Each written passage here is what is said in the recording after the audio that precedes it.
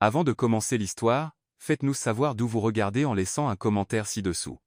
Si vous appréciez cette vidéo, n'oubliez pas d'aimer et de vous abonner. Passez une merveilleuse journée. Profitez de l'histoire. Sofía Álvarez ouvrit la boîte aux lettres comme si elle se préparait à une bombe à retardement. Non pas qu'elle ait une vraie raison. La plupart de son courrier ces derniers temps étaient soit des factures en retard, soit des prospectus pour des pizzas, mais quelque chose dans l'air lui disait que ce ne serait pas une bonne journée. Et elle avait raison. Parmi les papiers froissés et les enveloppes jaunies, il y avait une élégante invitation avec des lettres dorées et un ruban de satin qui semblait choisi juste pour l'irriter. Elle n'avait pas besoin de l'ouvrir pour savoir ce que c'était, mais elle l'ouvrit quand même. Julián et Clara invitent Sofía Álvarez à se joindre à eux pour célébrer leur mariage de rêve, samedi, 19 Estrella Grand Hall. Sofía cligna des yeux, puis cligna à nouveau. Ça n'a de pas. Il y avait le nom de son ex-petite amie, le même gars qui, il y a seulement 3 mois, partageait un canapé et des écouteurs avec elle. Et à côté, le nom de la femme qu'il jurait n'être qu'une collègue de travail. Elle s'assit sur le muret bas près de l'entrée de l'immeuble, comme si ses jambes avaient cessé de fonctionner. Un mariage, murmura-t-elle. Un mariage? On aurait dit que l'univers avait monté toute une scène juste pour l'humilier. D'abord, la rupture avec ce discours fatigué sur le besoin de se trouver soi-même. Ensuite, les photos Instagram montrant Julián en train de trouver Clara au bord d'une piscine dans une station balnéaire. Maintenant, une invitation à les regarder se marier au Estrella Grand Hall, rien de moins, l'endroit où elle rêvait de se marier depuis qu'elle avait 15 ans. Sofía s'éleva d'un bond.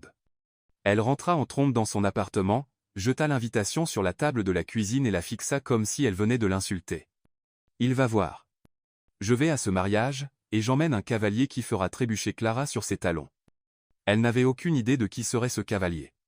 Mais c'était un problème pour la Sofía de demain. La Sofía d'aujourd'hui était occupée à revivre des souvenirs douloureux.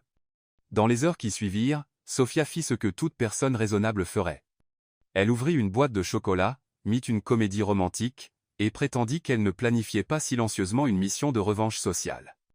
Mais alors que le générique défilait et que le sucre commençait à lui donner la nausée, une idée folle commença à prendre forme. Elle n'avait pas besoin d'un vrai petit ami. Elle avait juste besoin de quelqu'un qui ait l'air mieux que Julián. Grand, mystérieux, être quelqu'un qui ressemblait à quelqu'un qui avait été en Europe, ou du moins qui savait porter un costume. Le problème? Sofía ne connaissait personne comme ça, et elle n'avait définitivement pas l'argent pour engager un bel extra. Le lendemain, après une autre tentative ratée pour récupérer son ancien travail et un rappel de sa mère que la vengeance ne met pas de nourriture sur la table, Sofía partit se promener. Elle ne savait pas où elle allait. Elle avait juste besoin d'air. C'est alors qu'elle le vit. Près de l'entrée d'un restaurant chic, un homme était assis par terre, adossé au mur. Ses cheveux étaient en désordre, sa barbe non rasée, et sa veste bien trop usée pour le temps chaud. Mais d'une certaine manière, il semblait calme. Il regardait les gens passer comme s'il observait des extraterrestres dans un documentaire. Sofía ralentit. Quelque chose chez lui attira son attention. Il ne tendait pas la main, ne demandait pas d'argent, ne paraissait pas triste. Il observait juste avec les yeux de quelqu'un qui avait vu trop de choses pour être encore surpris. Ella s'approcha prudement. Et, ça va? L'homme la regarda lentement avec une expression paisible. Ses yeux étaient bleus, intenses, mais pas fiers. Ça dépend de ce que tu appelles ça va, répondit-il, sa voix rauque, profonde, presque taquine. Sofía rit, surprise par la réponse. Tu n'as pas de chaussures, et tu as l'air d'avoir perdu ton chemin vers la maison. J'ai perdu plus que ça, dit-il avec un haussement d'épaule. Mais maintenant, je profite juste du calme. Tu as un nom? Tu t'en souviens? Il hésita. Pendant un moment, il sembla peser sa réponse, comme s'il choisissait quelle version de l'histoire raconter. Elliot. Sofía sourit. Elliot, hein? Ça sonne comme un personnage de feuilleton, et tu as l'air d'un reporter à la recherche d'un scoop pour une promotion. Elle l'hérite. Proche. Je suis une ancienne employée de papeterie, récemment au chômage, et avec une invitation de mariage qui m'empêche de dormir la nuit. Il haussa un sourcil. Ça, c'est une tragédie moderne. Elle croisa les bras. Tu es partant pour un défi? Quel genre de défi? Viens avec moi à un mariage ce samedi. Je te donne une douche, des vêtements propres, et de la vraie nourriture. Tout ce que tu as à faire, c'est rester à mes côtés et avoir l'air incroyablement intéressé par moi. Elliot cligna lentement des yeux. C'est un rencard ou un vol d'identité? C'est un boulot temporaire, répondit Sophia avec un sourire. Et tu as l'air d'avoir du temps libre. Il y eut un moment de silence. Il étudia son visage, comme s'il essayait de deviner ce qu'elle cachait. Mais étrangement, Sophia se sentait à l'aise. Un dîner, un lit propre, et une douche chaude. Et peut-être, si tout se passe bien, un costume élégant en prêt. Elliot prétendit réfléchir pendant quelques secondes. Et quel est le risque? S'amuser et me voir rougir si quelqu'un demande comment on s'est rencontrés? Il sourit. Pour la première fois, c'était un vrai sourire. Eh bien, pourquoi pas? Sophia cligna des yeux. Sérieusement? Tu as l'air bien trop amusante pour dire non. Y elle lui tendit la main. Il la serra fermement. À ce moment-là, Sophia n'avait aucune idée qu'elle signait l'accord le plus fou de sa vie, et que cet Elliot était bien plus qu'il n'y paraissait, mais qu'elle le découvrirait plus tard. Sophia ne savait pas vraiment à quoi s'attendre en ramenant un inconnu chez elle, mais ce n'était certainement pas ça. Elliot, l'homme qu'elle avait embauché avec une offre étrange sur le trottoir devant un restaurant, marchait à ses côtés comme s'il l'avait fait 100 fois. Il ne semblait pas nerveux, curieux, ou même surpris par l'idée d'aller chez une femme inconnue. Pire, il agissait comme si c'était complètement normal. Quand ils arrivèrent dans le petit appartement de Sophia 2 pièces exigu avec des murs jaunes et des meubles hérités de sa grand-tante, il enleva simplement ses chaussures à la porte et dit « Tu as du café ?» Sophia cligna des yeux. « Tout va vite. »« Je fonctionne à la caféine, » dit-il, jetant son sac à dos usé par terre comme s'il était un invité régulier. Elle prépara le café, se sentant encore comme si elle rêvait peut-être qu'elle rêvait. Après tout, qui, sain d'esprit, ramasse un homme dans la rue pour prétendre être son cavalier à un mariage? Mais quand elle posa la tasse sur la table et vit Elliot s'asseoir sur le canapé comme un diplomate à la retraite, le doute revint. « D'accord, » dit-elle, croisant les bras. « D'abord, je dois poser quelques règles. » Elliot hocha la tête. « Sérieux. Bien sûr. Rendons cet accord. Faux officiel. » Elle retint un rire. « Premièrement, tu ne peux pas disparaître avant samedi. Deuxièmement, pas d'histoires inventées sur des extraterrestres, des sectes, ou des crimes internationaux. Troisièmement, tu dois agir comme un gars complètement amoureux de moi. Regards intenses. Compliments discrets, ce genre de choses. » Elliot prit une gorgée de café et sourit. « C'est un test de jeu d'acteur ou un piège émotionnel? C'est de la survie sociale. J'ai besoin de montrer que je vais bien, que j'ai tourné la page. Tu sais, l'idiot qui t'a envoyé une invitation de mariage, demanda-t-il nonchalamment. Sophia fronça les sourcils. « Comment tu sais ça? Tu me l'as dit hier, souviens-toi? » Elle ne s'en souvenait pas, mais elle laissa tomber. « D'accord. Et toi? Tu n'as pas de règles pour moi? » Elliot posa la tasse sur l'accoudoir du canapé et la regarda. « Juste une. »« Laquelle? » ?»« Ne pose pas de questions sur mon passé. » Sophia haussa un sourcil. « Rien du tout? Rien? Pas même ce que tu as fait avant? » « Surtout pas. » Elle croisa les bras, sceptique. « Et si quelqu'un au mariage demande? »« Invente quelque chose, » dit-il avec un sourire taquin.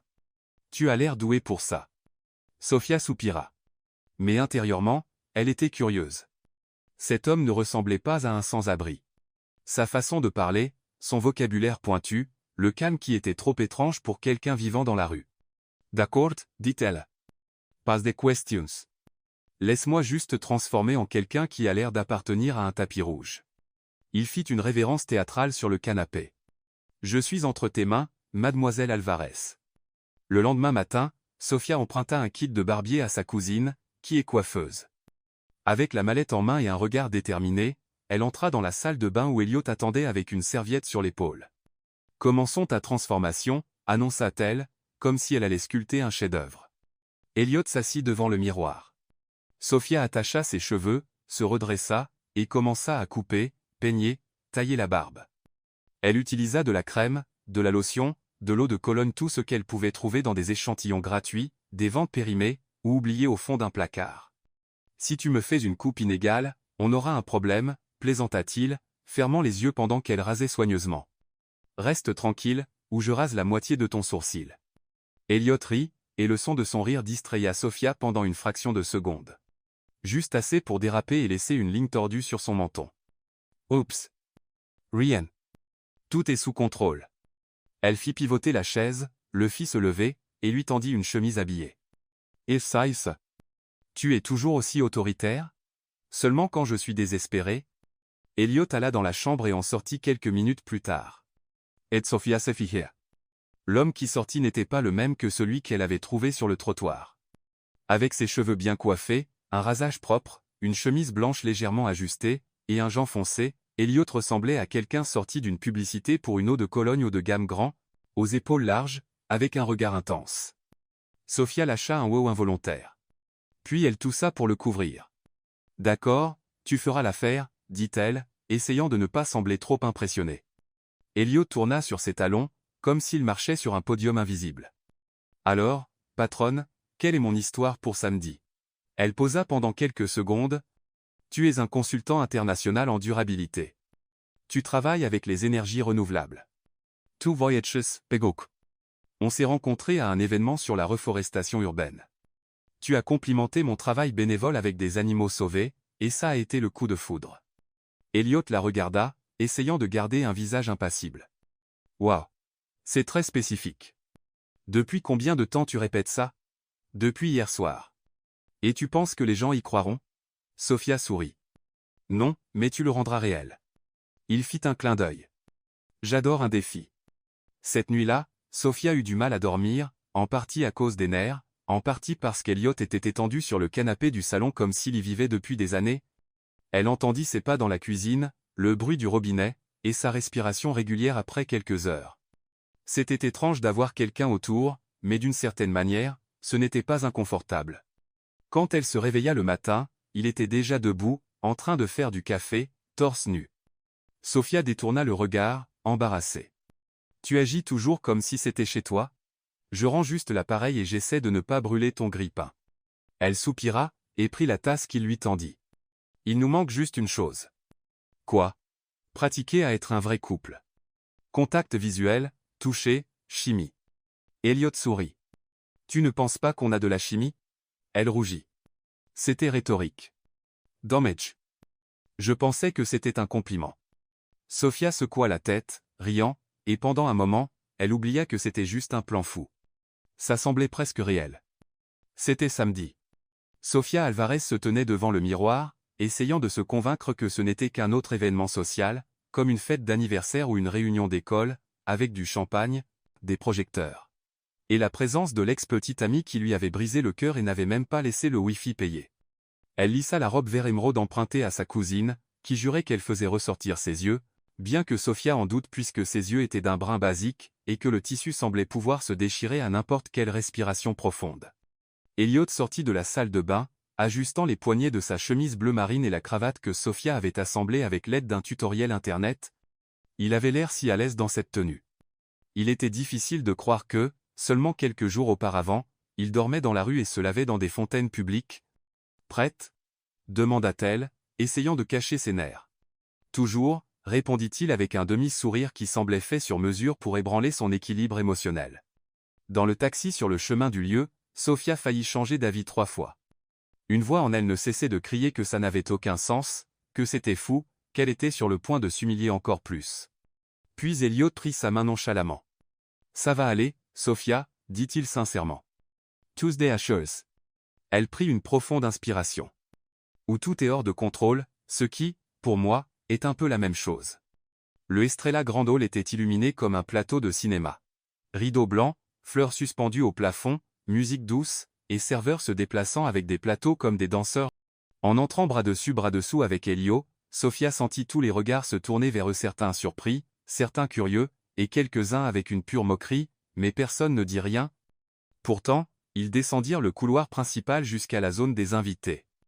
L'hôte les accueillit avec un sourire répété, demanda leur nom, et griffonna quelque chose d'illisible.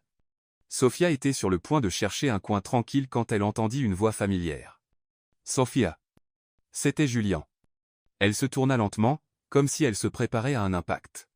Le voilà, dans un costume impeccable, cheveux parfaitement coiffés, avec cette même expression comme s'il pensait que le monde tournait autour de lui. « Waouh !» dit-il, regardant Elliot. « Je ne m'attendais pas à te voir ici. » Sophia sourit. L'invitation disait que j'étais la bienvenue, et je ne rate jamais une occasion de célébrer l'amour des autres. Elliot serra fermement la main de Julien. « Je suis Elliot, le partenaire de Sophia. » Julien sembla s'étouffer avec son propre souffle. Partenaire, comme petit ami? Elliot regarda Sophia et fit un clin d'œil. Quelque chose comme ça. On s'est rencontrés à un événement sur la durabilité, ajouta Sophia. Il travaille avec la reforestation urbaine, une âme passionnée par l'écologie. Julien cligna des yeux, confus. Il ne semblait pas savoir s'il devait rire ou s'énerver. Intéressant, dit-il. Sophia, Clara va adorer te voir. Elle t'a toujours admiré. Admiré ou envié, pensa Sophia, mais elle sourit. J'aïchetais. Ils s'assirent à une table près de la piste de danse. Elliot agissait comme s'il était habitué à des événements comme celui-là. Il savait utiliser les couverts, faisait des compliments discrets sur le menu, et discutait même avec un couple d'hommes d'affaires sur les investissements durables, avec une confiance que Sophia n'attendait définitivement pas. « Où as-tu appris tout ça » murmura-t-elle entre deux bouchées. « Sur YouTube » répondit-il, sans changer de ton. Elle rit, mais elle n'était pas sûre s'il plaisantait. Quand la musique s'arrêta, tout le monde se tourna vers l'escalier principal. Clara apparut, marchant dans une robe blanche avec assez d'étincelles pour illuminer un stade. Elle souriait comme quelqu'un qui venait de gagner un prix et savait qu'elle le méritait. « Que le spectacle commence » murmura Sophia. Clara s'approcha de leur table. « Sophia, dit-elle, traînant chaque syllabe avec une chaleur feinte. Je suis si contente que tu sois venue. Et qui est ce dieu grec » Sophia sourit avec une maîtrise d'Oscar. « C'est Elliot, mon petit ami. » Clara regarda Elliot de haut en bas. Puis elle sourit, mais ses yeux disaient autre chose. « Un plaisir, dit-elle. D'où viens-tu ? De Norvège, répondit-il immédiatement. Mais j'ai grandi ici. Mon père était diplomate. Je préfère une vie simple, mais elle m'a traîné ici. Clara écarquilla les yeux. Comme c'est intéressant. Elle se tourna et s'éloigna, l'air d'avoir besoin d'un moment pour digérer. Sophia couvrit sa bouche pour ne pas rire aux éclats. Tu viens d'inventer un passé international. C'était ça ou dire que je vivais sous le pont de South Street. Je ne sais pas lequel est le moins probable. Elliot regarda autour. Tu veux danser maintenant ? Maintenant est toujours un bon moment. Elle hésita, puis accepta. Sur la piste de danse, sous les lumières tamisées et la musique douce, il la serra contre lui pas trop près, juste assez pour que leurs regards se rencontrent. Tu t'amuses ? Demanda-t-il. Je suis surprise. Par quoi ? Par toi. Je suis plein de surprises, Sophia. Elle était sur le point de répondre quand le microphone principal s'alluma. Julien monta sur scène avec un verre à la main. Avant le toast officiel, dit-il, sa voix légèrement pâteuse, je veux remercier quelques personnes spéciales, amis, famille, et, bien sûr, ma chère Sophia Alvarez. Tout le monde se tourna vers elle. Sophia sentit le sol se dérober sous ses pieds. Une femme merveilleuse, continua Julien. On a eu notre temps, notre histoire, et c'est bien de voir que tu as tourné la page avec un Norvégien. Quelques personnes rirent. Sophia se leva, avalant difficilement. Excusez-moi, j'ai besoin d'air. Elle sortit dans le jardin. Son cœur battait trop vite. Quelques secondes plus tard, Elliot apparut. Ça va ? Il a fait ça exprès, dit-elle, en colère. Il voulait m'embarrasser. Et tu l'as géré comme une reine. Elle lâcha un rire nerveux. Tout ça est faux, Elliot. J'ai inventé un petit ami, je t'ai amené à un faux mariage, et maintenant je me cache dans un jardin. Parfois, un peu de folie est la seule façon de rester sain d'esprit. Elle le regarda. Il était si près, si calme, si loin du désordre qu'elle avait créé. Qui es-tu, vraiment ? Elliot posa pendant une demi-seconde. Un homme qui déteste les mariages. Mais pour une raison quelconque, j'apprécie vraiment celui-ci. Sophia ouvrit la bouche pour en demander plus, mais la réponse devrait attendre, parce qu'à ce moment précis, son monde était sur le point de changer. Et pas à cause de Julien ou Clara, mais à cause d'une femme qui entrait par le côté du jardin. Une femme regarda Elliot pendant 2 secondes. « Liam, dit-elle d'une voix basse. Je te connais. Tu ne devrais pas être ici. » Sophia tourna lentement la tête. La femme qui venait d'entrer dans le jardin ressemblait à quelqu'un sorti d'un film de détective, talons confiants, blasé tranchant, cheveux tirés en un chignon serré, et une expression encore plus tranchante. « Je te connais, répéta-t-elle, fixant maintenant directement Elliot. Il ne réagit pas tout de suite. Il regarda juste la femme avec un léger haussement de sourcils, comme s'il essayait de se rappeler où il l'avait vue. « Je pense que vous avez la mauvaise personne, » dit-il de ce ton calme que Sophia commençait à reconnaître comme sa défense par défaut. La femme croisa les bras.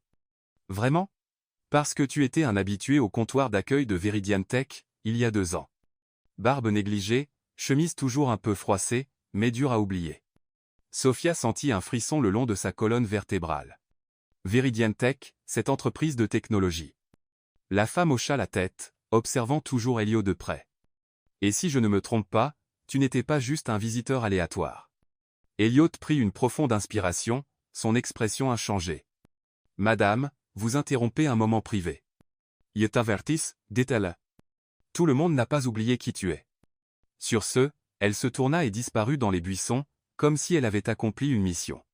Sophia fixa Elliot pendant un long moment, essayant de rassembler les pièces, mais il ne dit pas un mot. Il mit juste ses mains dans ses poches et détourna le regard. Qui es-tu, vraiment? Elliot. C'est tout ce que tu as besoin de savoir. Veridian Tech, Elliot. Ce n'est pas rien.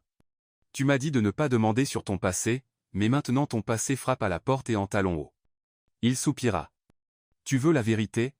Ce serait génial. Il se tourna vers elle, son visage plus sérieux que jamais. J'avais de l'argent, beaucoup de la gloire, du statut, des titres. J'étais l'héritier de Veridian Tech.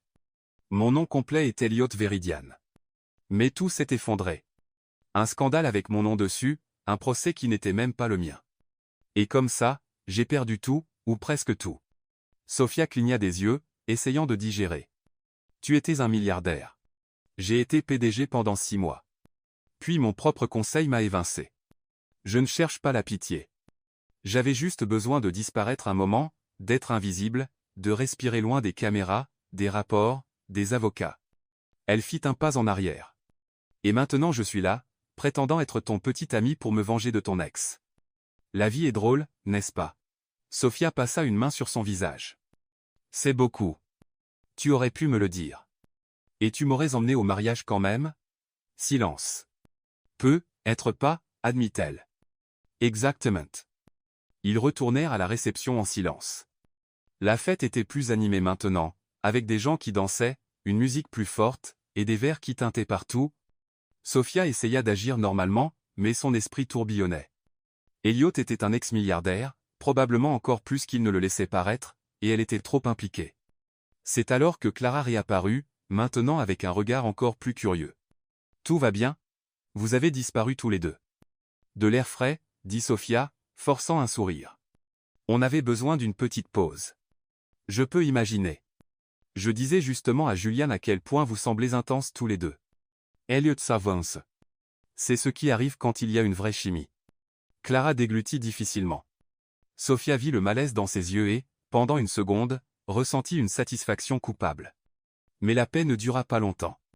Quelqu'un heurta violemment Elliot, un des garçons d'honneur, clairement ivre, et le verre de vin qu'il tenait se renversa, tachant sa chemise en rouge. Génial, murmura-t-il, regardant sa chemise. Sophia attrapa une serviette sur la table et essaya d'éponger la tache, mais c'était inutile. Viens, la salle de bain est par là. Elle le guida dans un couloir latéral. Ils entrèrent dans une salle de bain privée décorée de fausses fleurs et de bougies parfumées qui ressemblaient plus à de la publicité mensongère. Elliot enleva sa veste et déboutonna sa chemise, révélant une fine cicatrice près de son épaule gauche. Sophia tendit la main avant de pouvoir s'arrêter. C'est d'une chute? Dit-elle trop vite. Elliot, c'est juste une cicatrice. On en a tous. Elle s'arrêta. Je ne sais plus ce qui est vrai ou faux avec toi. Alors crois ce que tu ressens, et ce que je ressens me fait peur. Il la regarda. Il y avait quelque chose dans ses yeux qu'elle n'avait pas remarqué avant, une vulnérabilité calme, comme si en dessous de tout, il y avait un garçon qui essayait encore de réparer ce qui avait été brisé. Je peux partir si tu veux, dit-il. Sophia secoua la tête. C'est trop tard maintenant. Si tu pars, ça aura l'air que j'ai été largué à nouveau. Il sourit tristement. Alors continuons le jeu pour l'instant. De retour dans la salle, la piste de danse était encore plus bondée. Sophia évitait les regards directs, mais les murmures étaient impossibles à manquer. Quelqu'un avait reconnu Elliot, et elle savait que ce n'était qu'une question de temps avant que quelque chose de plus grand n'éclate. Julian remonta sur scène, maintenant avec Clara à ses côtés, pour le toast officiel. Chers amis, commença-t-il, aujourd'hui nous célébrons non seulement notre amour mais aussi la vie qui continue, qui se réinvente, et les deuxièmes chances. Sophia sentit ses yeux sur elle. Elliot prit sa main sous la table. Ignora la justa. J'essaie. Clara prit alors le micro. Et nous voulons remercier tous ceux qui sont venus, surtout ceux qui ont apporté un peu de drame. Après tout, qu'est-ce qu'une fête sans rebondissement?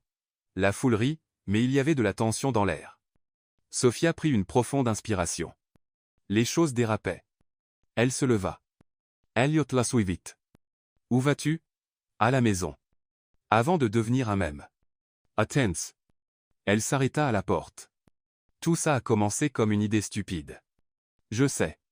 Mais maintenant il y a des sentiments impliqués, et une partie de moi souhaite que tu sois juste un gars normal, que cette histoire soit simple. Moi aussi je le souhaite, dit Elliot. Mais ce n'est pas le cas. Et elle sortit. Elliot ne la suivit pas. Pas en colle. Sophia entra dans l'appartement comme quelqu'un revenant d'un champ de bataille. Elle envoya valser ses chaussures dans un coin de la pièce, jeta son clutch sur la table, et s'effondra sur le canapé, encore dans sa robe serrée et avec des épingles à cheveux qui piquaient son cuir chevelu. La lumière douce de la cuisine se reflétait sur le sol, et tout semblait trop calme. Elle pouvait encore sentir l'odeur de la fête sur sa peau, parfum cher, fleurs artificielles, et tension sociale. Le visage suffisant de Clara, la voix sarcastique de Julien au micro, et les yeux d'Elio, ce regard qui remuait quelque chose en elle, quelque chose de dangereux. Elle soupira, enleva ses boucles d'oreilles, et laissa sa tête s'enfoncer dans l'oreiller. Elle voulait dormir 3 jours et se réveiller en croyant que tout n'avait été qu'un mauvais scénario de feuilleton, mais elle n'eut même pas le temps de fermer les yeux. La sonnette retentit. Sophia se fijait. Elle se leva lentement, encore pieds nus, et marcha jusqu'à la porte. Elle regarda par le judas. Elliot. Elle hésita. Elle n'était pas sûre d'être prête pour plus de questions sans réponse ou pour le désordre émotionnel qu'il semblait porter dans la poche de sa veste, mais elle ouvrit la porte. Je pensais que ce serait mieux si on parlait, dit-il, s'appuyant sur le cadre de la porte. Sophia croisa les bras. Tu vas me dire une autre demi-vérité? Non. Je suis venu pour dire merci. Pourquoi? Pour m'avoir rappelé que je peux encore être quelqu'un en dehors de tout le drame, pour m'avoir fait rire, pour m'avoir laissé entrer dans ta vie, même si ça a commencé par un moment fou. Elle soupira. Tu as faim? Il sourit. Toujours.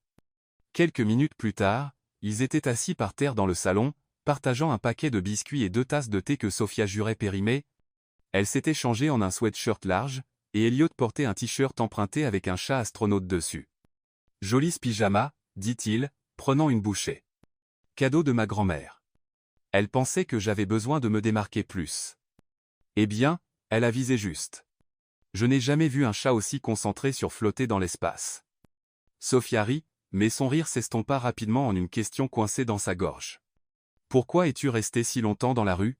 Tu aurais pu disparaître autrement. Je ne sais pas, déménager dans un autre pays, changer de nom, vivre dans une grotte. Elliot regarda sa tasse pendant quelques secondes avant de répondre. Parce que je voulais comprendre ce que c'est d'être invisible. Quand tout s'est effondré, j'ai réalisé que j'étais entouré de gens qui ne se souciaient que de ce que j'avais. Quand j'ai tout perdu, ils ont disparu. La vie dans la rue m'a montré un autre genre de vérité dure, moche, mais réelle. Personne là, bas ne voulait rien sauf survivre. Et d'une certaine manière, je me sentais plus humain. Sophia le regarda. Il n'y avait pas de drame dans sa voix, juste la vérité.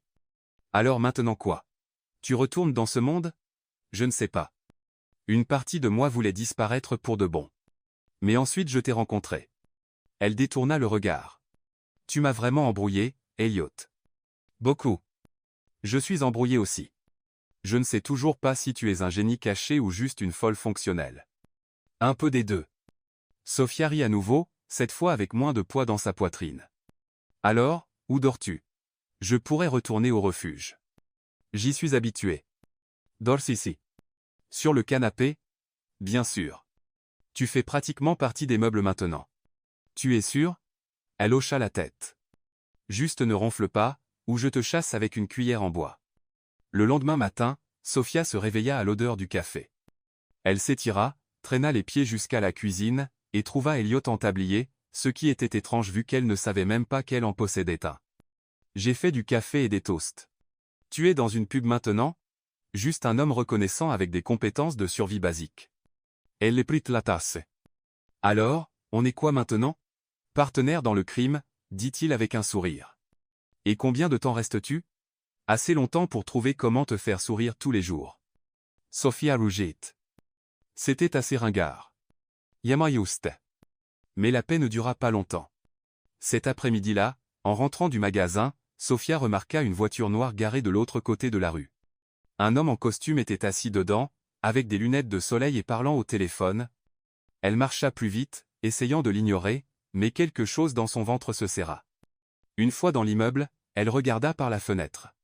La voiture était toujours là. Plus tard, elle en parla à Elliot. Son sourire disparut instantanément. C'était une berline noire? Vitre teintée? Oui. Pourquoi? Ça pourrait être compliqué. Elliot, peut être qu'il me cherche ou me surveille. Des gens qui veulent que je disparaisse pour de bon. Des gens dangereux. Il hésita. J'espérais avoir plus de temps. Du temps pourquoi? Pour dire au revoir correctement. Sophie attrapa son bras. Tu ne vas pas fuir à nouveau. Passe maintenant. Je ne veux pas te mettre en danger. C'est trop tard. J'y suis déjà. Elliot baissa la tête. Donne-moi juste un jour de plus, Sophia, un dernier jour avec toi. Elle hocha la tête, pas vraiment sûre pourquoi. Ou peut être qu'elle savait, parce qu'une partie d'elle ne voulait plus imaginer la vie sans lui. Le lendemain commença avec une sensation étrange dans l'air, comme si quelque chose était sur le point d'arriver. Sophia se réveilla même avant que son alarme ne sonne, son cœur battant et ses pensées partout. Voir Elliot sur le canapé aurait dû sembler ridicule à un inconnu, un ancien milliardaire déguisé, dormant la bouche ouverte, couvert d'une couverture à motif léopard, serrant l'oreiller en peluche qu'elle avait eue à 15 ans. Et pourtant, il y avait quelque chose d'étrangement réconfortant dans cette scène. Elle resta à la porte du salon pendant quelques minutes, le regardant dormir, essayant de comprendre ce qu'elle ressentait. Ce n'était pas juste de la confusion. C'était autre chose, une affection calme et agitée, un besoin de le protéger, et, en même temps, de l'étrangler pour toutes les choses qu'il n'avait pas dites.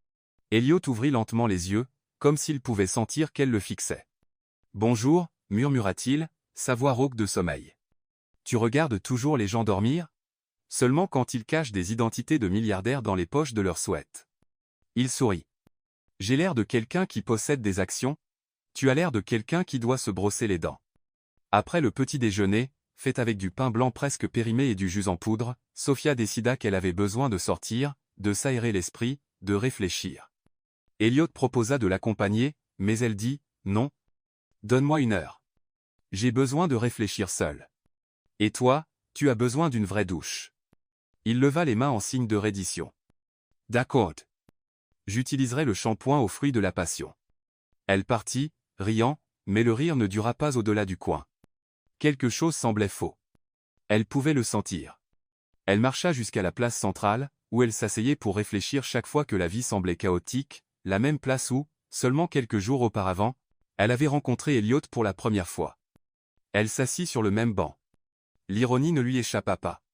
Et c'est là qu'elle était, en train de défiler sur son téléphone, quand quelque chose fit s'arrêter son cœur pendant une seconde. Une alerte news apparut en lettres grasses. L'ancien PDG de Veridian Tech repéré dans un quartier sud après 2 ans de disparition. La photo jointe était distante et légèrement floue, mais indubitable. C'était Elliot, assis avec elle dans le jardin de la salle de réception. Sophia sentait son sangeglasser. Elle regarda autour, s'attendant à moitié à ce que des photographes surgissent des arbres. Elle prit une profonde inspiration et cliqua sur l'article. Des sources anonymes disent qu'Elliot Veridian, héritier et ancien président de Veridian Tech, est vivant et a été vu à un événement social privé le week-end dernier. L'entreprise a refusé de commenter. Elliot est porté disparu depuis le scandale de 2021, quand il a démissionné et disparu de la vie publique. Sophia lut tout d'une traite. Sa tête cognait. Ce n'était plus juste personnel. C'était la une des journaux. C'était de l'exposition. Et elle était au milieu. Elle se leva rapidement. Elle devait rentrer. Quand elle arriva à la maison, la porte était légèrement ouverte. Elle se figea. Elle la poussa lentement, silencieusement. Le salon était vide. La cuisine aussi. Elliot? Rien. Soudain, elle entendit des voix étouffées venant de la chambre. Elle s'approcha doucement et colla son oreille à la porte. Je t'ai dit que ce n'était pas le bon moment. Elle reconnut sa voix, tendue. Tu ne choisis pas le moment, Elliot. C'est hors de contrôle.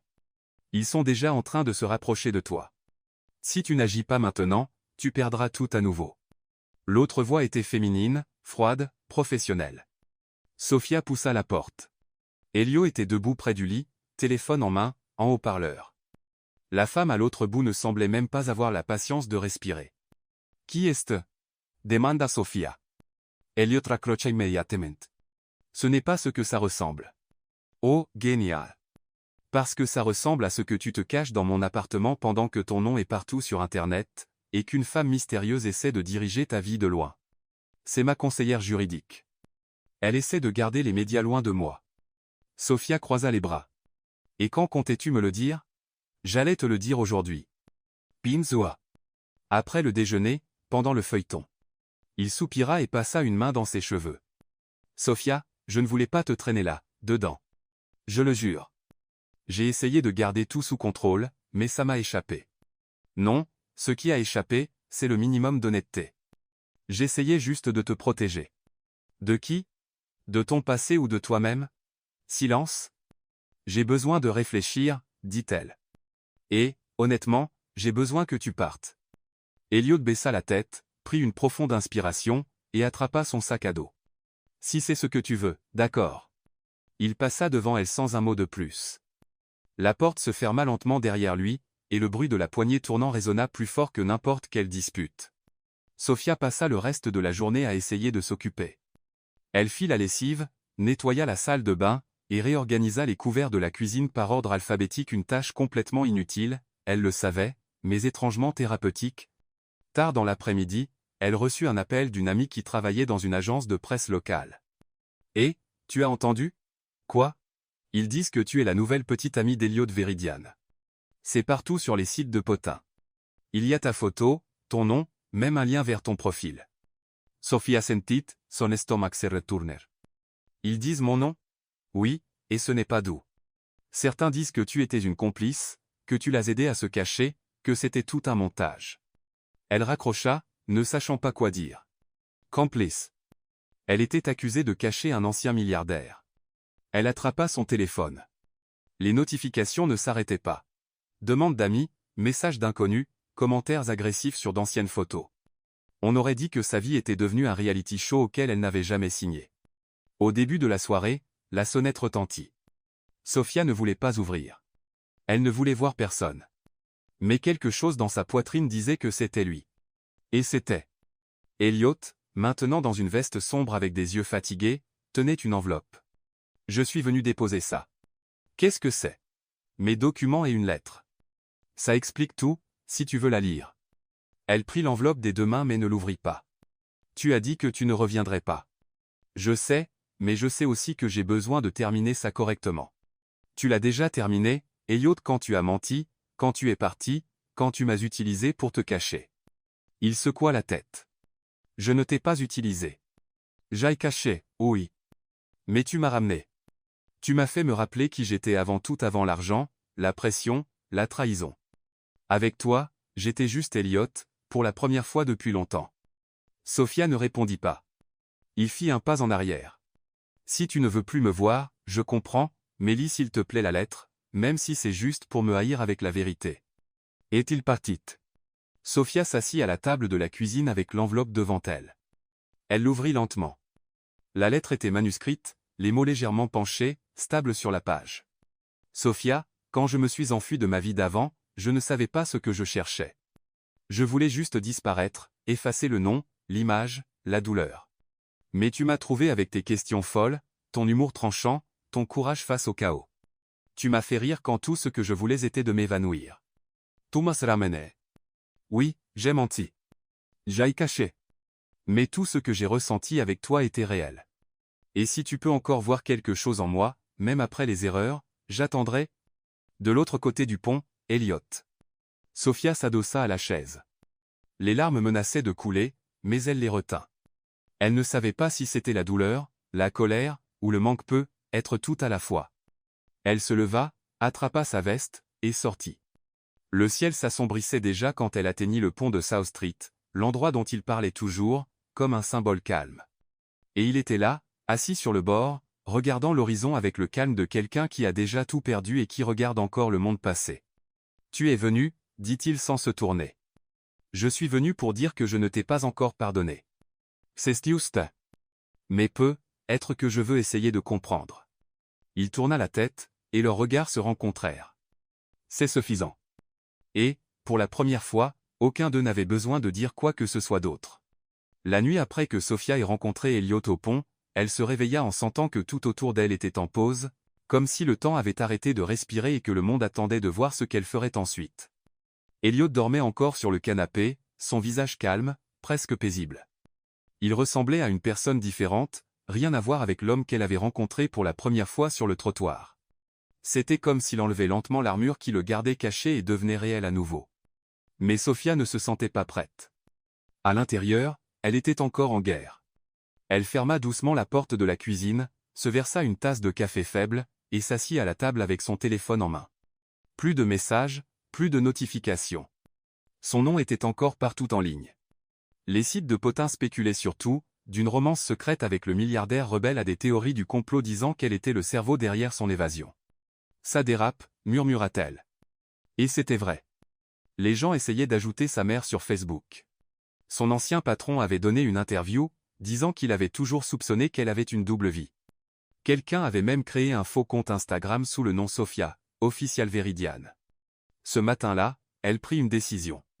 Elle devait disparaître, respirer, réfléchir, loin de tout ça. Elle prépara un petit sac à dos, laissa un mot sur le frigo. J'ai besoin de temps. Ne me que passe. Hier reviendrai. Et partit sans regarder en arrière. Elliot se réveilla un peu plus tard avec l'odeur du café tiède encore dans l'air. Il bâilla, se frotta le visage, et appela instinctivement « Sophia ». Silence. Il se leva, marcha jusqu'à la cuisine, vit la tasse seule sur la table, et le mot sur le frigo.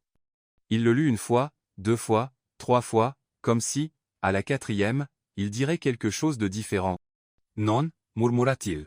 « Passe maintenant ». L'appel arriva quelques minutes plus tard. C'était Nora, sa conseillère juridique. On a un problème. Un autre? La vidéo du mariage a fuité en ligne. Un des garçons d'honneur l'a postée dans ses stories, et ça s'est répandu. Les médias savent déjà que tu es avec elle, et elle est partie. Je sais, Elliot. C'est sérieux. Tu marches sur une fine ligne entre rester sous le radar et devenir un scandale international. Si Sophia n'est pas trouvée bientôt, les autorités assumeront le pire. Tu penses qu'elle s'est enfuie de moi? Je pense qu'elle s'est enfuie de ce que tout ça est devenu du poids que tu portes, du projecteur. Il pressa le téléphone contre son oreille. Je la trouverai. Comment? De la même façon qu'elle m'a trouvé. De l'autre côté du pays, dans le petit village où sa grand-mère était née, Sophia était assise sur le porche d'une maison modeste entourée de plantes, de chats, et de silence. Tante Maria, qui l'avait accueillie sans poser de questions, lui servit du thé au citron et dit des choses comme « La vie ne se presse que quand on essaie de la ralentir ». Sophia avait éteint son téléphone. Elle ne voulait pas voir plus de titres, de messages, ou de questions. Elle avait besoin de se rappeler qui elle était avant tout, avant la robe chic, avant le plan fou, avant Elliot.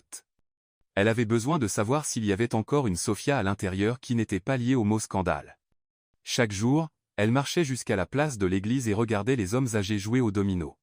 Parfois, elle écrivait des pensées éparpillées, des souvenirs, et des phrases dans un cahier à spirale, et elle essayait fort de ne pas penser à ce sourire tordu, à cette voix profonde lui disant qu'elle l'avait ramené, mais elle ne pouvait pas s'en empêcher. Elliot était dans tout, dans les nuages, dans les chansons, dans les petits gestes et même loin, on aurait dit qu'il était encore à ses côtés. Pendant ce temps, Elliot fit ce qu'il faisait de mieux. Il enquêta.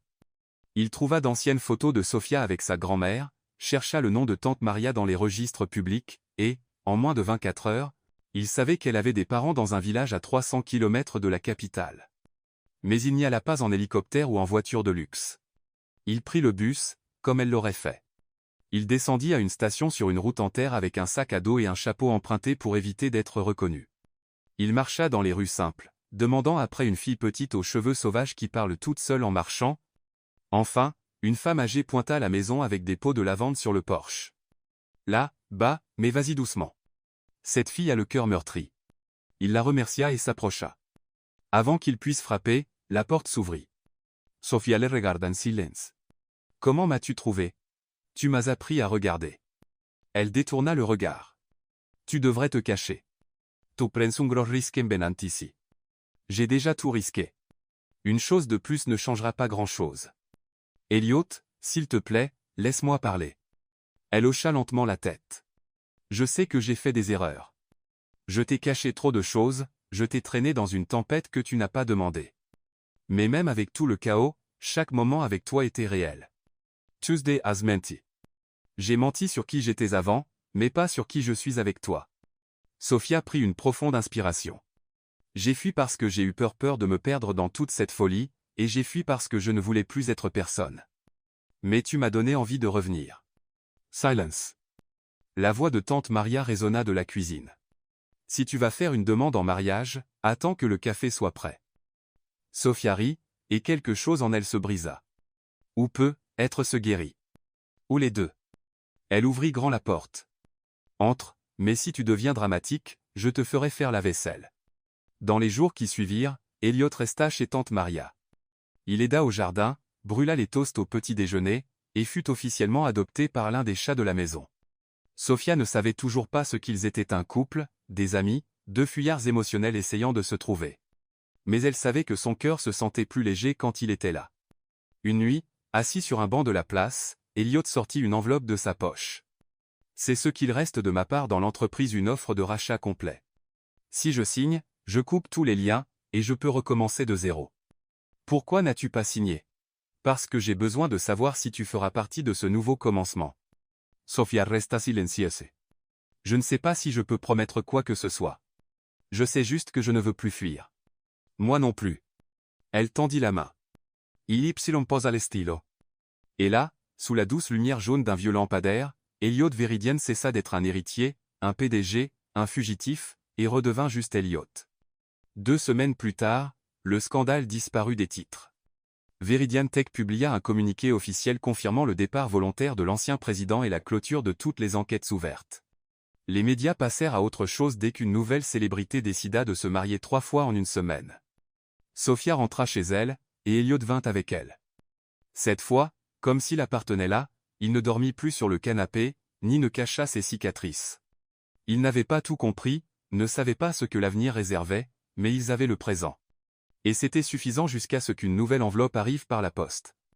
Sophia la ramassa, la lut à voix haute, et ses yeux s'écarquillèrent. Le conseil municipal de la culture invite Sophia Alvarez et Elliot Viridian à recevoir la médaille d'action sociale pour leur projet communautaire. Elle s'étouffa. Quel projet? Elliot sourit. Tante Maria m'a donné une idée. Souviens-toi des chats, du jardin, du thé, et de tes citations dans le cahier, oui?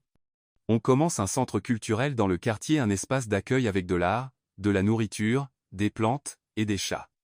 Sophia, cligna des yeux. Tu as construit un projet social basé sur ma tante? Et sur ton cœur. Elle le regarda, essayant de sembler fâchée. Tout est impossible. Et tu m'as choisi quand même. À la cérémonie de remise des prix, habillés simplement mais joliment, ils montèrent sur scène, se tenant la main. Le présentateur sourit. Et dire que tout ça a commencé avec une invitation de mariage. Sophia rit. Elliot la serra contre lui et murmura, « Je peux faire ça maintenant? » Faire quoi? Il mit un genou à terre. Le public retint son souffle. Sophia se fija. Tu plaisantes. Non, je vis enfin.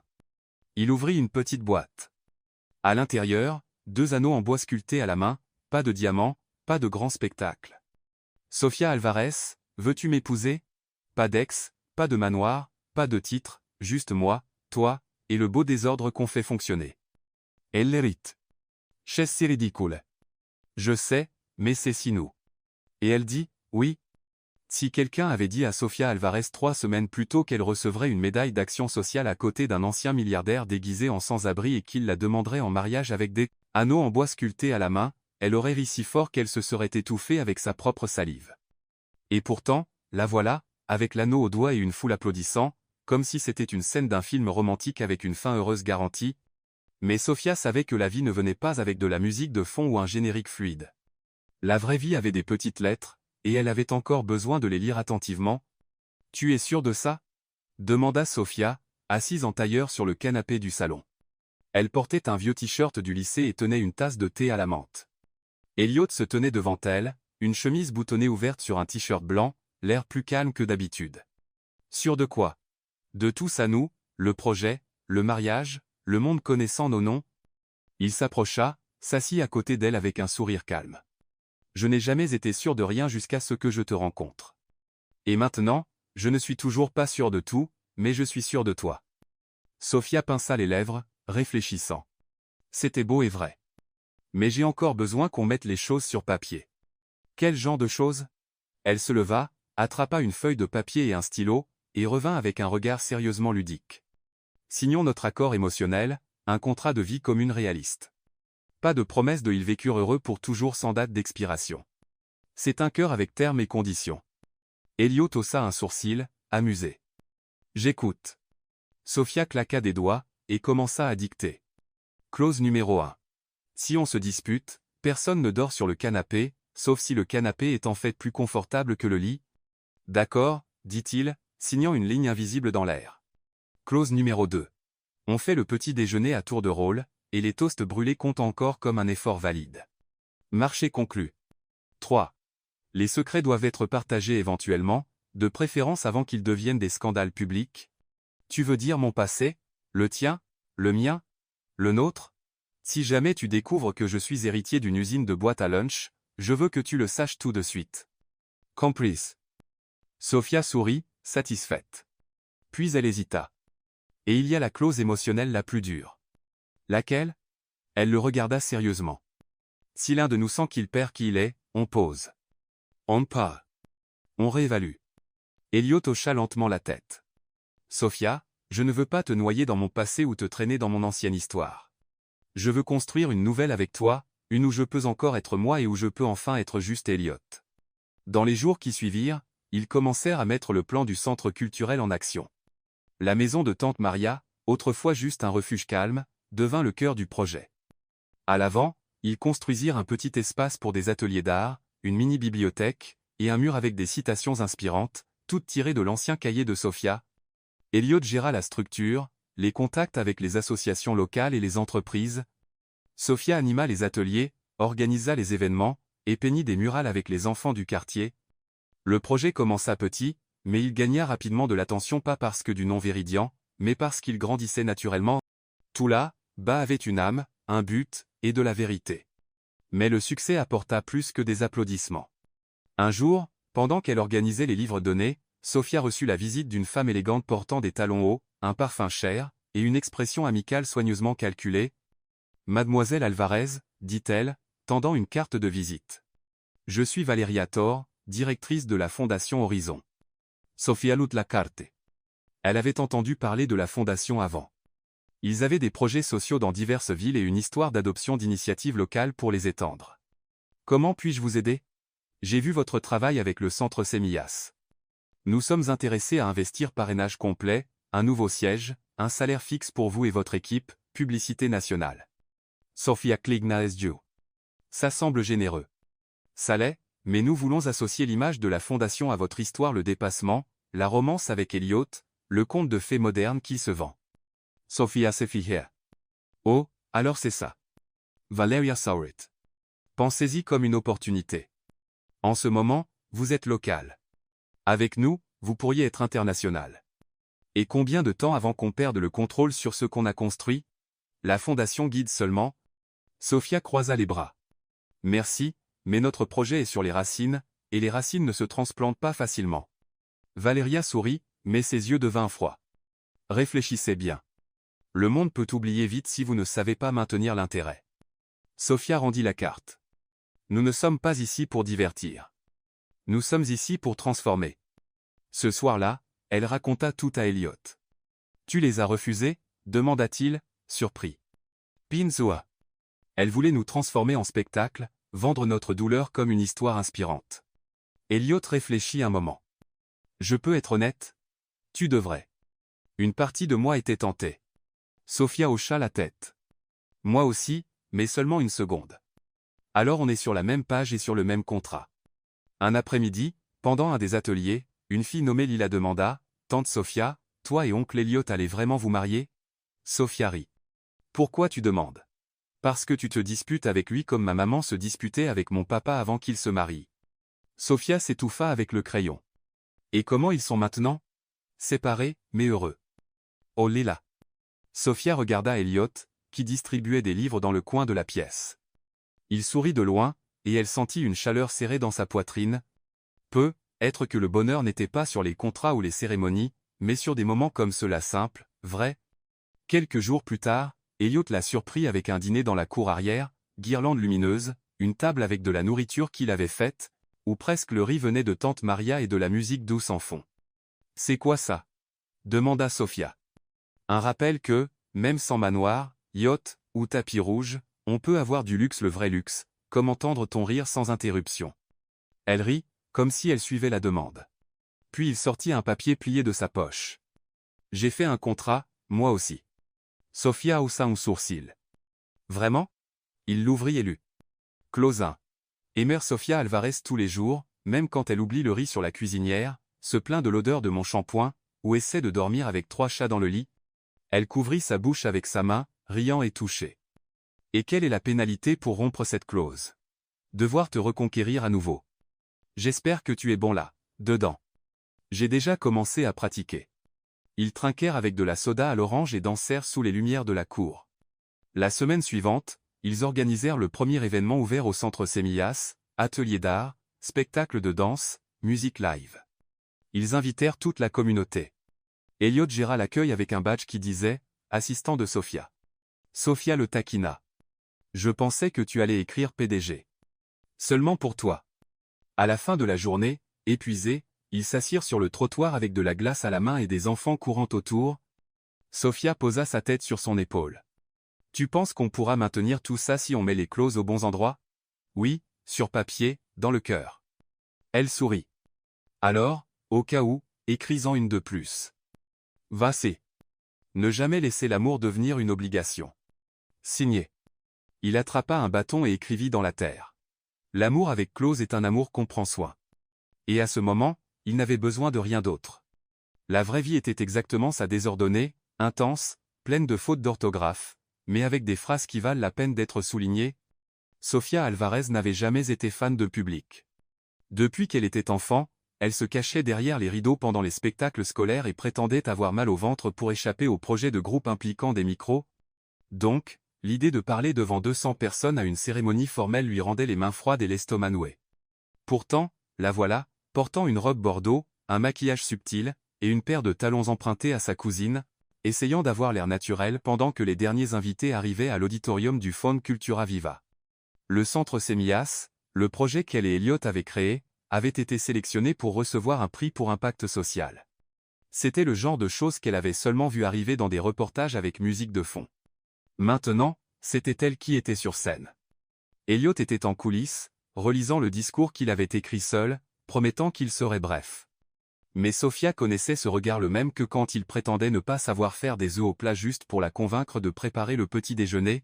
« Elliot, s'il te plaît, ne fais rien de fou aujourd'hui, » dit-elle, ajustant le col de sa chemise.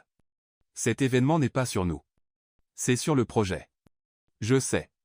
Je serai discret, comme charmant réservé, discret comme j'essaierai de ne pas voler la vedette avec mon sourire irrésistible. Elle leva les yeux au ciel. Je suis sérieuse. Moi aussi. La cérémonie commença alors avec des discours formels, des mots gentils, et des remerciements bureaucratiques. Sophia essaya d'avoir l'air engagée, mais la sueur sur ses paumes la trahissait. Et maintenant, annonça l'hôte, nous invitons sur scène les fondateurs du projet Centre Semillas, Mademoiselle Sophia Alvarez et Monsieur Elliot Veridian. Le public applaudit. Sophia sentit sesiam bes salortir. Elliot tendit sa main, comme si elle était une princesse sur le point d'entrer dans une grande salle de bal. Prête, murmura-t-il. Non, mais salonsi. Ils montèrent sur scène ensemble. Les applaudissements s'arrêtèrent. Sophia fixa la foule, le micro, les lumières, et se figea. Elliot, remarquant, prit la tête en douceur. Bonsoir. Je sais qu'on est ici à cause d'un projet social réussi, mais, honnêtement, rien de tout ça n'aurait eu lieu si je n'avais pas littéralement trébuché sur Sophia Alvarez au milieu de la rue sous la pluie. J'ai l'air dur à renverser, mais elle y est arrivée, et depuis, je ne me suis pas relevé de la même façon. Le public rit, partageant le moment. Sophia est le cœur du centre Semillas, et elle est aussi le cœur de ce qui reste de ma vie. J'ai perdu tout avant elle, statut, entreprise, non. Mais elle m'a rendu ce qui comptait. L'humanité. Et plus que ça, elle m'a donné un endroit. Sophia Kligna Ezio. Ça n'était pas dans le discours original. Elliot se tourna vers elle. Et puisque nous sommes ici avec tant de gens qui nous ont soutenus, je veux profiter de ce moment pour dire quelque chose que je répète depuis des jours. Ses yeux s'écarquillèrent. Elliot, non. Mais il s'était déjà agenouillé. Un murmure parcourut la foule comme une brise électrique. Sofía se fijea. Sofía Alvarez, dit-il, tenant le micro et regardant dans ses yeux, me donnerais-tu plus que ton talent, ton rire, et ta patience avec mes mauvaises blagues? Me donnerais-tu la chance d'être à toi pour toujours? Silence, long, lourd. Sofía sentit le monde tourner lentement. La réponse était coincée dans sa gorge pas parce qu'elle ne l'aimait pas. Elle savait qu'elle l'aimait. Elle aimait Elliot avec une intensité silencieuse, le genre qui fait repenser tout ce dont on est sûr. Mais là, devant tout le monde, avec des caméras, des téléphones, des flashs, elle sentit le poids d'une nouvelle peur, la peur que ce ne soit pas juste de l'amour, mais de l'attente, de la pression, de l'image. Elle fit un pas en arrière. « Je suis désolée », murmura-t-elle et quitta la scène. Le public retint son souffle. Elliot resta agenouillé une seconde de plus, puis se leva, ne disant rien. L'hôte essaya de récupérer l'ambiance avec une blague sur les émotions en direct, mais la gêne était déjà palpable. Sofía ne savait pas comment elle était rentrée chez elle. Tout ce qu'elle savait, c'est qu'en entrant, elle envoya valser ses chaussures loin, déboutonna sa robe dans le couloir, et s'effondra sur le lit avec la tête enfouie dans l'oreiller. Elle se sentait comme un monstre. Le visage d'Elliot repassait en boucle dans son esprit surpris, blessé, pourtant encore gentil. Pourquoi avait-elle fait ça? Être parce qu'elle essayait encore de comprendre où le projet finissait et où la vie commençait. Ou être parce que tout semblait aller trop vite. Ou être parce qu'elle se connaissait assez bien pour savoir qu'elle avait besoin de temps pour réfléchir avant un si grand pas. Mais rien de ça n'effaçait la douleur ou la culpabilité. Des heures plus tard, son téléphone vibra avec une seule notification. Elliot. Je ne demanderai pas de réponse. Je veux juste que tu saches que je te choisirai encore, même sans certitude. Elle ne répondit pas. Elle ne pouvait pas. Dans les jours suivants, elle évita le centre culturel.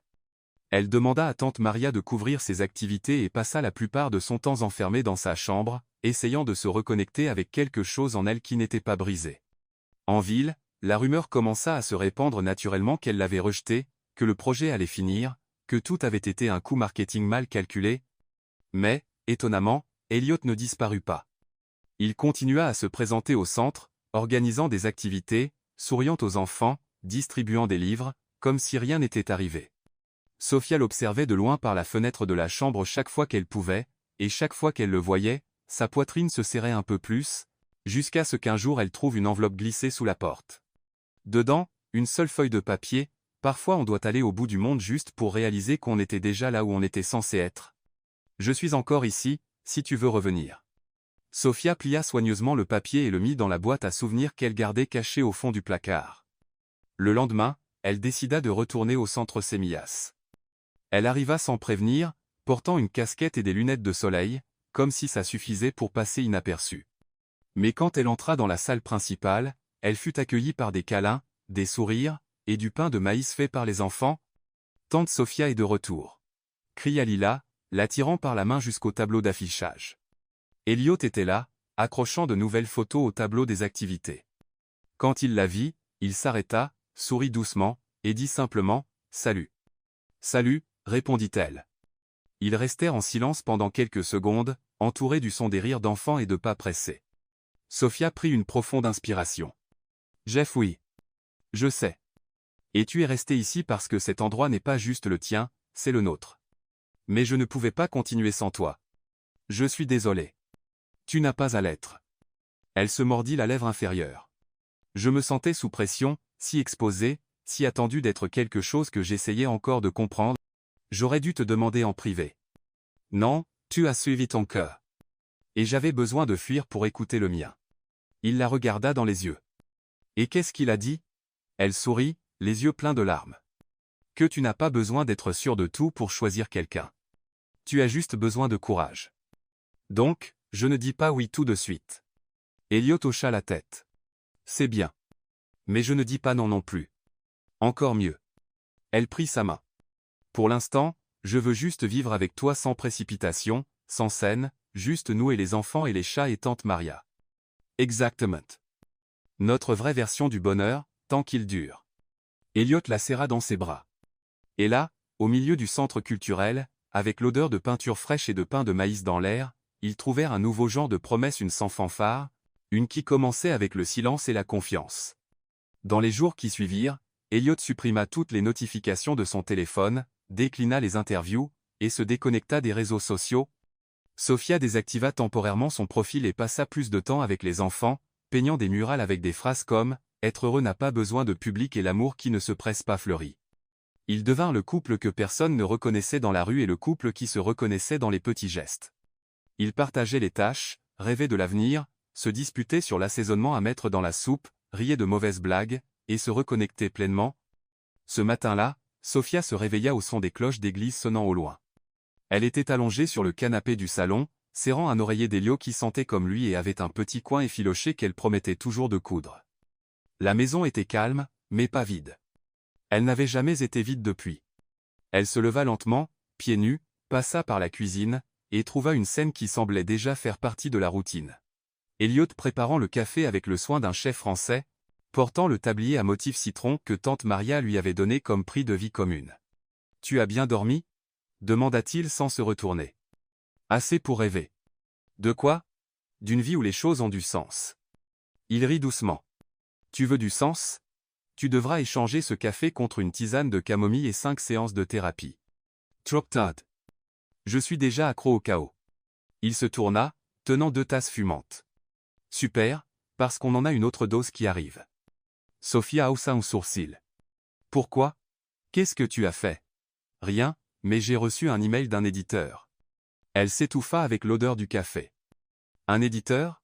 Quelqu'un a entendu parler du centre Semillas, de la demande en mariage public, et du nom qui était le rejet le plus poli du siècle. Ils veulent transformer tout ça en livre, une vraie histoire d'amour dans un monde de filtres et de performance. Sophia soupira. Ils veulent transformer notre vie en scénario romantique. Je leur ai dit qu'on n'était pas intéressés, mais ils ont insisté. Ils ont même suggéré un ghostwriter pour travailler avec nous. Ça va trop loin. Je suis d'accord, mais il la regarda avec ce regard malicieux. Et si on racontait notre version, à notre façon, pas de glamour, pas d'invention, juste la vérité, les trébuchements, les peurs, les câlins au mauvais moment, le contrat avec clause, les gâteaux que tu brûles. Et, il rit. Un livre qui inspire sans mentir, qui parle d'aimer quelqu'un sans en faire un idéal inatteignable. Sophia resta silencieuse pendant quelques secondes. Et s'il se trompe ? Alors on corrige. Mais au moins l'histoire sera la nôtre. Elle soupira. Pensons-y plus tard. Là, je veux vivre un vrai chapitre sans besoin de le réviser. Dans les semaines qui suivirent, la vie reprit un rythme léger mais non moins intense. Sophia reprit l'enseignement de l'art au centre, et Elliot mit en place une petite bibliothèque mobile avec un chariot qu'il avait construit lui-même, le bibliocaro, comme l'appelaient les enfants. C'était une brouette peinte en bleu avec de larges roues et des compartiments pour livres, jeux et cahiers. Il la poussait dans les rues du quartier, offrant de la lecture gratuite dans les parcs et aux arrêts de bus. Le projet devint lentement une partie du paysage de la ville. Mais un après-midi pluvieux, quelque chose d'inattendu arriva. Sophia marchait seule après avoir acheté de la peinture pour un nouvel atelier. Elle traversait une rue étroite, les pieds trempés et le sac glissant de sa main, quand elle entendit quelqu'un appeler son nom. Sofía Álvarez. Elle se tourna instinctivement, prête avec une réponse défensive. 2 hommes en costume étaient adossés à une voiture discrète, tenant des mallettes. Nous sommes du département juridique de Veridian Holdings. Nous devons vous parler. À propos de quoi ? À propos de Monsieur Elio Veridian, et du patrimoine qui lui appartient encore légalement. Sophia fronça les sourcils. Elliot ne veut rien de ça. Il y a déjà renoncé. Formellement.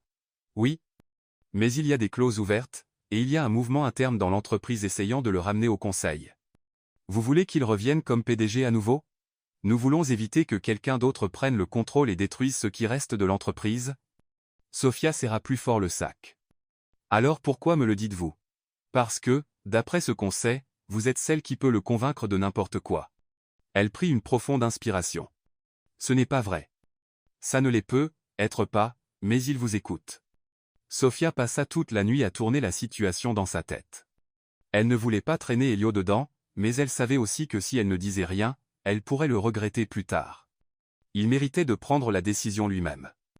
Le lendemain matin, elle lui raconta tout. Elliot écouta attentivement sans interrompre. Ils ont dit que je devrais retourner à l'entreprise, que tu pouvais la sauver ou la regarder être détruite par des gens qui ne se soucient que du profit. Il se leva, marcha jusqu'à la fenêtre, et resta silencieux pendant quelques minutes. Je ne sais pas si je peux y retourner, dit-il enfin. Cet endroit, il y a tant de choses qui m'ont blessé. Mais il y a aussi tant de ce que tu as construit. Il se tourna, hésitant. Tu penses que je devrais? Sophia s'approcha lentement. Je pense que tu devrais choisir basé sur ce que tu ressens, pas sur ce que tu penses devoir faire. Et si je veux essayer, alors essaye. Mais fais-le pour toi. Et sache que, peu importe ce qui arrive, tu n'es pas le même homme qu'avant. Tu es l'Elliot qui porte des livres dans un chariot bleu et qui se bat avec des chats pour de la place sur le canapé? Il sourit. Et toi? Je serai ici, à m'occuper des enfants, des peintures, et du désordre qu'on laisse derrière. Elliot partit la semaine suivante.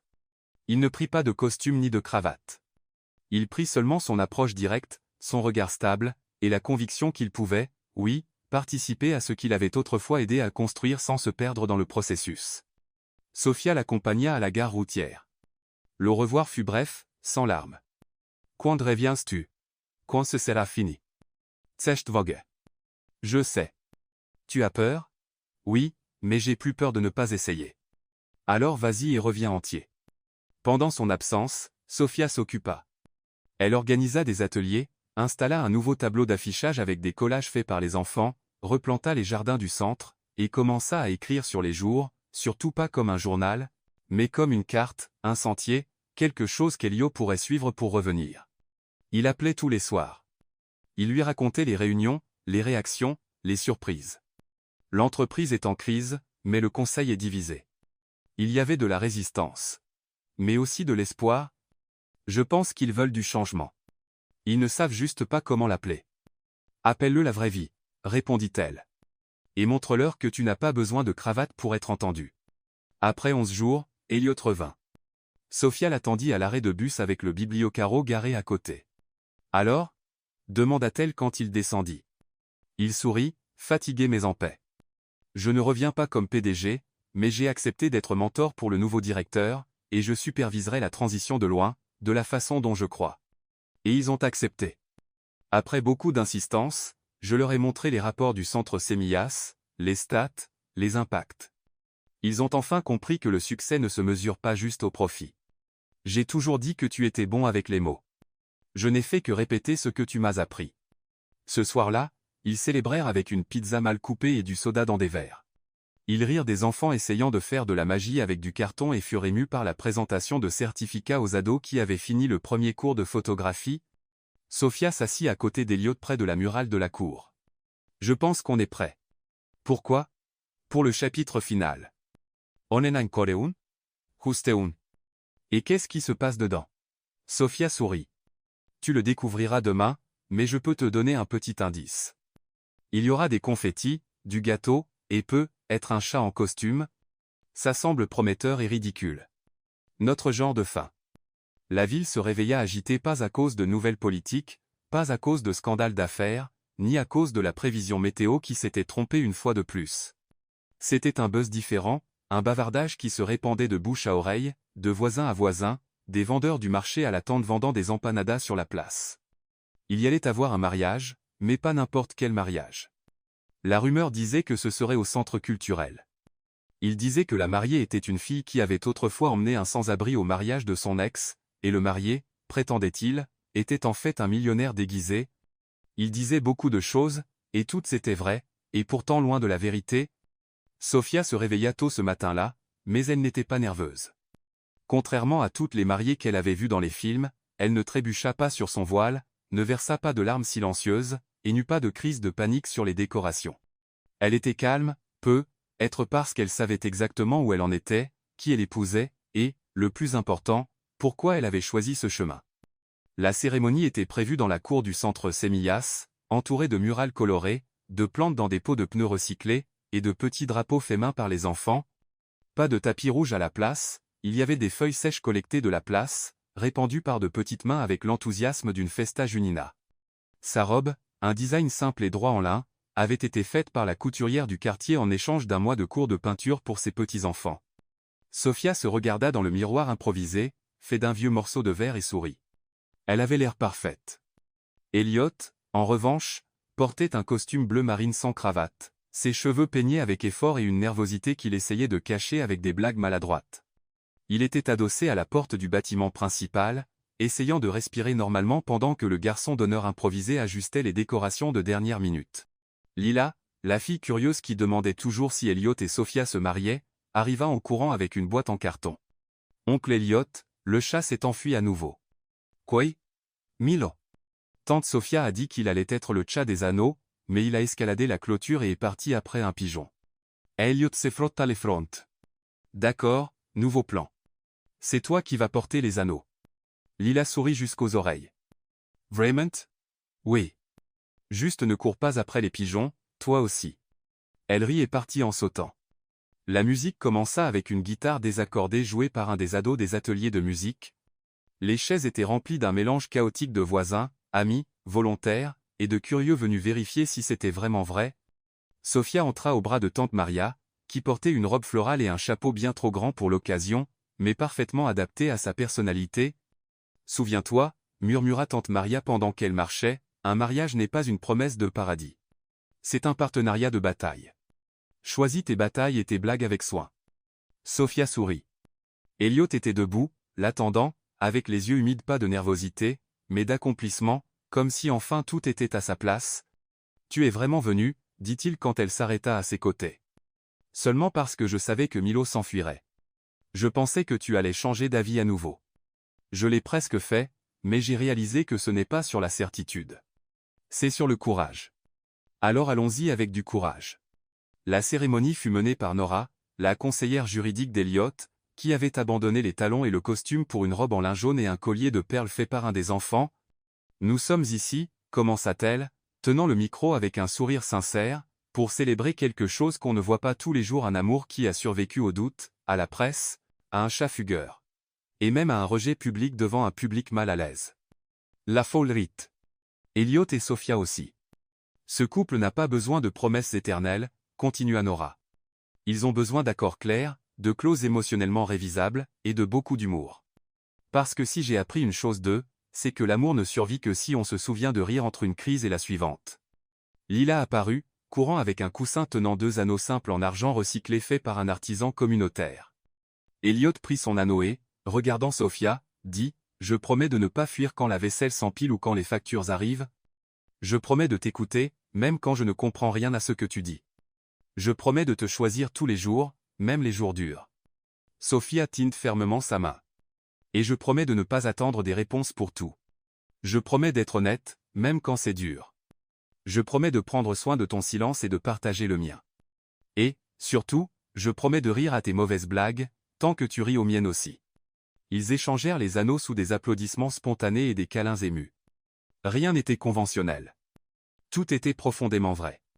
La fête fut, comme prévu, un désordre délicieux. Il y avait du gâteau fait par 3 voisins différents, un au maïs, un à la carotte, et un au chocolat avec un glaçage Brigadero mou. Il y avait de la danse improvisée avec une playlist faite par un ado au goût discutable.